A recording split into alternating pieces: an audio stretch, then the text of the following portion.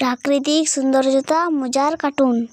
একদিন একটি ছোট্ট গ্রামে একটি ছোট্ট শিশুর জন্ম হয়েছিল, যার নাম ছিল রনি।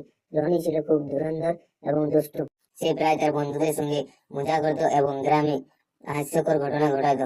কিন্তু রনি একদিন একটি বিশেষ ঘটনা ঘটালো, যার ফলে তার জীবনে একটি নতুন অভিজ্ঞতা নিয়ে এলো।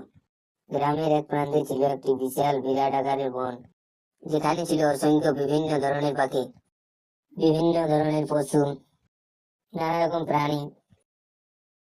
একদিন রনি ভাবলো, যদি আমি বন দিতে যাই তাহলে সেখানে কি কিছু মজার ঘটনা ঘটাতে পারবো।